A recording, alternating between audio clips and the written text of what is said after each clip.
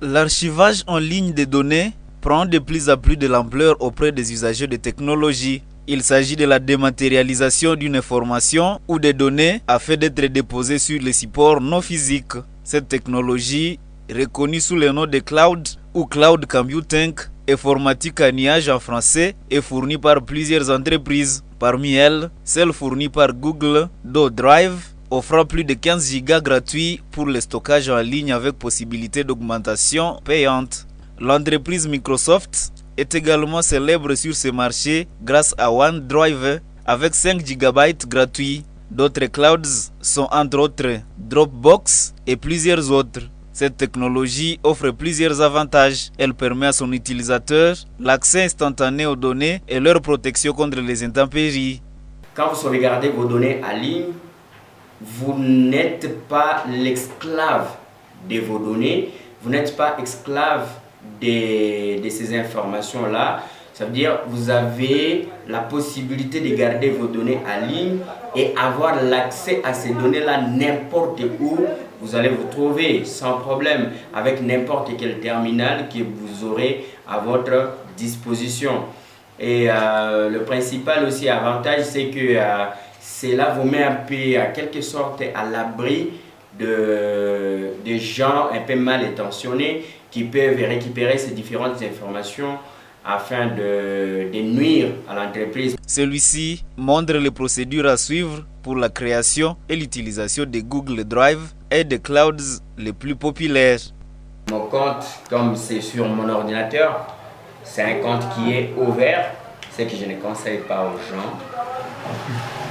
Voilà. Ici de l'autre côté, nous sommes déjà dans la boîte mail et vous avez les 3 boutons comme ça superposés qui créent un peu une sorte de cube. Et de l'autre côté là, vous avez Drive. C'est ça ici le service cloud que Google utilise. Et vous cliquez là-dessus et dedans vous avez plusieurs documents comme ça. Vous allez là-bas au niveau des nouveaux, vous cliquez là-bas. Et à ce niveau ici, vous avez la possibilité de créer un dossier ou un répertoire pour mettre vos différentes informations. Vous avez aussi la possibilité d'importer tout un dossier ou soit un fichier aussi si vous voulez. Et on va juste essayer un peu d'importer un fichier comme c'est ce qui ne pèse pas lourd. On peut même prendre ça ici, construire quelque chose, un fichier comme ça, et puis vous cliquez là-bas, ouvrir, et vous voyez déjà ça vient de cocher comme ça veut dire que c'est un fichier déjà qui est importé dans notre compte et dans notre cloud, et que vous pouvez avoir l'accès à ces documents-là n'importe où, là où vous vous trouvez. Nous allons essayer ensemble pour voir si ça va marcher. Voilà, vous avez déjà les documents ici. Comme toute autre technologie, cet enseignant du cours des réseaux et serveurs à l'Université de l'Assomption au Congo souligne que le cloud nécessite une connexion Internet pour accéder à ces données.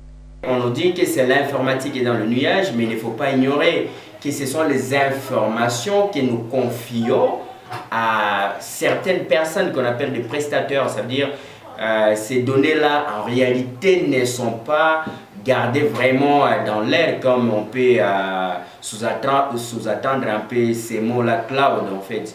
Ce sont des données qui sont gardées dans des grosses machines qu'on appelle des serveurs, et du coup, en confiant nos différentes informations aux prestataires de ces différents services, on n'a plus le contrôle sur nos données. Qu'est-ce que ces gens-là font avec les données que nous leur confions? Nous ne savons pas. L'autre désavantage, c'est que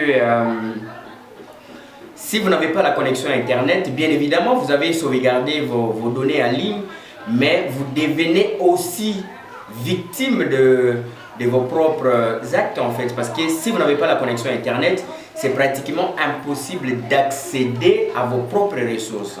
Il conseille aux utilisateurs de choisir leur prestataire fiable pour la sauvegarde de leurs données. Dans une ville commerciale de la taille de Butembo, Neftali Nipaïvoudou conseille vivement l'intégration des clouds pour l'archivage de leurs données qui peuvent s'avérer sensibles. Cela pour permettre non seulement à garantir leur sécurité, mais aussi la traçabilité de ces documents. Hormis ces avantages, les clouds peuvent aussi garantir un beau travail en équipe sans tenir compte de la distance ou du matériel, simplement en offrant la possibilité de partage intégré.